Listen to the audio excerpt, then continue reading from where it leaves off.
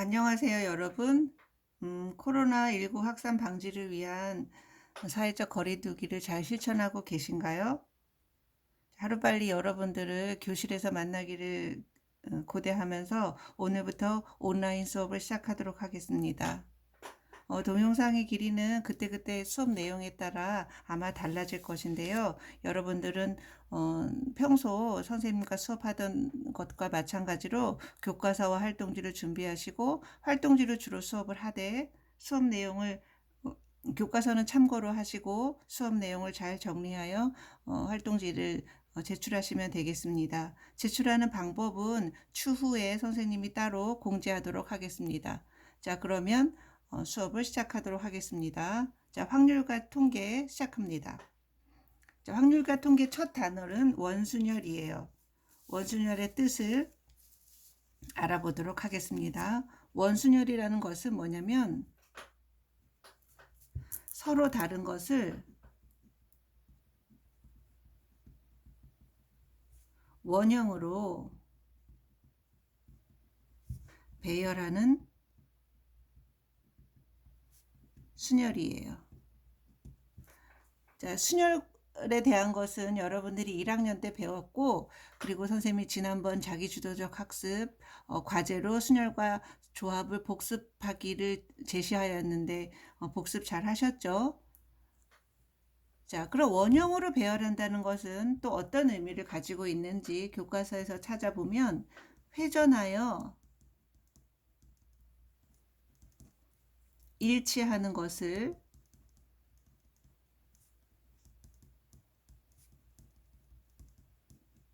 같은 경우로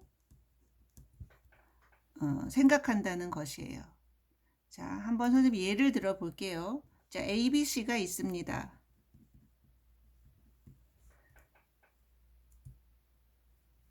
자, BCA가 있습니다. 이것은 A가 맨 앞에, C가 맨 뒤에, B가 맨 앞에, A가 맨 뒤에 순열할 경우에는 분명히 서로 다른 경우가 되겠죠. 자, 그런데 이것을 원순열하면, 자, 원탁을 준비할게요. A, B, C가 되고 B, C, A가 됩니다. 자, 그럼 봐보세요.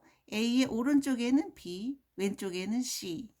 A의 오른쪽에는 B, 왼쪽에는 C가 되어서 순열일 경우에는 ABC와 BCA가 서로 분명히 다른 경우가 되지만 이것을 원순열로 생각하면 서로 같은 경우가 되는 거예요. 자, 그럼 우리 좀 더 구체적으로 원순열에 대해서 알아보고 공식을 한번 유도해 보도록 하겠습니다. 자, A, B, C, D를 일렬로 나열하는 순열의 수를 구하시오. 자, 순열 4개를 순열하니까 4P4가 되고 4 팩토리얼.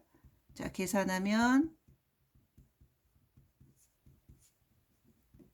24가지가 되겠죠.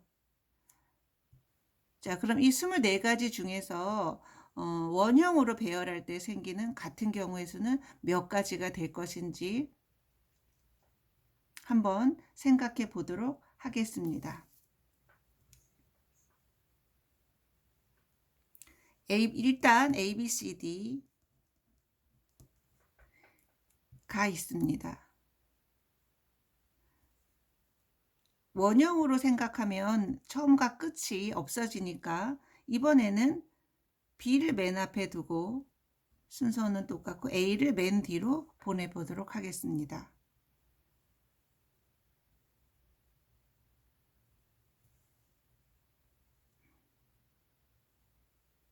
자, 이번에는 C를 맨 앞에 두고 B를 맨 뒤로 보내도록 하겠습니다. 자, 그럼 이것을 선생님이 원순열 해볼게요. 이렇게 되고 이렇게 되고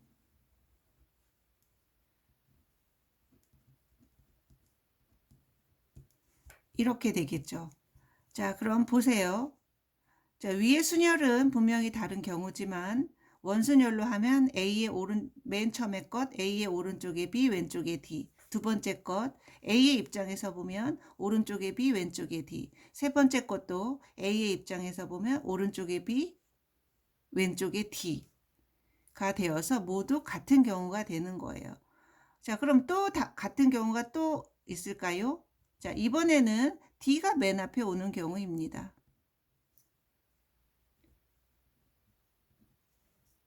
이렇게 되겠죠. 자, 원순을 하면 A의 오른쪽에 B, 왼쪽에 D에서 같은 경우가 되는 거예요. 자, 그러므로 위에 24가지를 원순열, 다시 말하면 4개가 순열했을 경우에는 24가지가 되지만 각각의 경우에 대해서 같은 경우가 모두 4가지가 생기는 거예요. 다시 말하면 4명이니까 4명 맨 앞에 오는 경우는 모두 4가지밖에 없게 되겠죠. 자, 그럼 ABCD를 원형으로 나열하는 경우의 수는 그래서 결국 몇 가지가 될까요? 자, 생각해 보면 4팩토리얼인데 같은 경우가 4가지가 생겨요. 다시 말하면 3팩토리얼이 되겠죠? 계산하면 6가지가 될 거예요. 자, 그럼 이 6가지를 원탁으로 그려서 모두 정말 다른 경우가 되는지 확인해 보도록 하겠습니다. 여러분들 이 6가지를 한번 그림으로 나타내 보세요.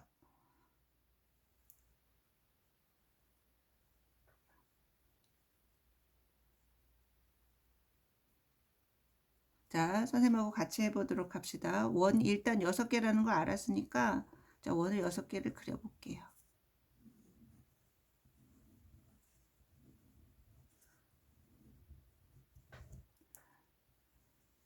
일단 A, B, C, D가 있겠죠.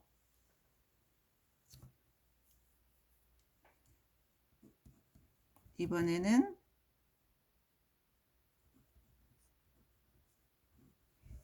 A, B, D, C 서로 다른 경우에요. A의 입장에서 보면 오른쪽에 B, 왼쪽에 C. A의 입장에서 보면 오른쪽에 B, 왼쪽에 D. 서로 다른 경우가 됩니다. 자, 그럼 이번에는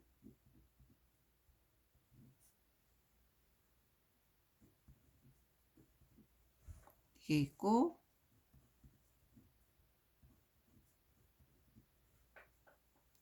A, C, D, B가 있을 것이고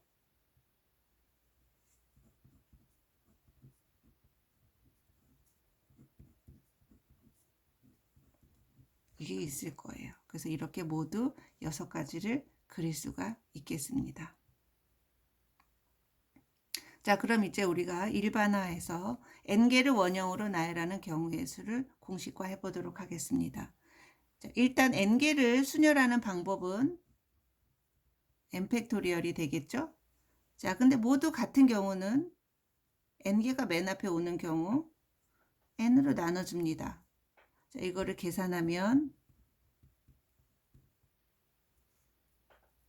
n-1 팩토리얼이 되겠죠. 자, 이 공식을 다시 한번 생각해 보도록 하겠습니다. 왼쪽 공식은 n개를 순열하고 같은 경우로 나눠주는 거예요. 자, 그런데 이 n-1 팩토리얼은 자, 위에 다시 올라가서 여러분이 6개를 그릴 때 어떻게 그리셨어요? 자, 선생님은 어떻게 했느냐? 한 명을 고정시키는 거예요. 한 명을 A를 고정시켜요. 그러면은 넷 중에서 하나를 고정시켰으니까 3개가 되겠죠? 나머지 3개를 순열하는 거예요. 그래서 한 명을 고정시키고 한 명을 제외한 나머지를 순열한다. 이렇게 생각할 수도 있는 것입니다. 자, 그래서 우리가 공식을 만들었어요. 이 원순열의 공식을 분명히 잘 기억하시고 자, 아래 문제를 풀어보도록 하겠습니다. 자, 부모를 포함한 6명의 가족이 둥근 식탁에 둘러앉을 때 다음을 구하시오. 자, 6명이 앉는 방법의 수.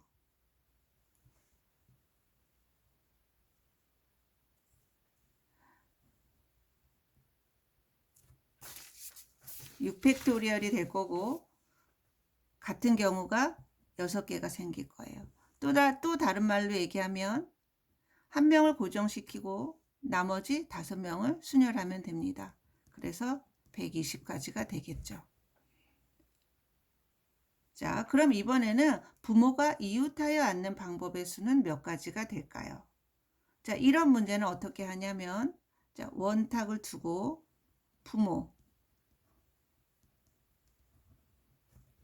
부모를 하나로 묶습니다. 그리고 자녀가 4명이 되겠죠.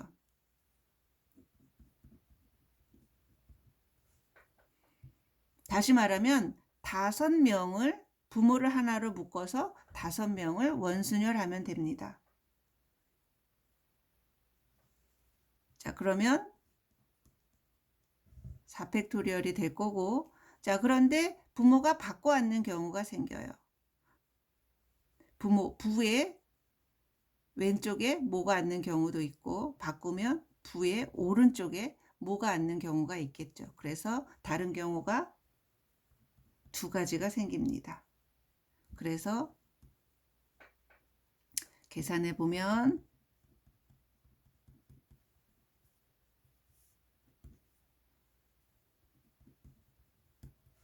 48가지가 생기겠죠. 자, 그럼 이번에는 부모가 서로 마주보고 앉는 방법은 어떻게 될까? 한번 생각해 보도록 하겠습니다.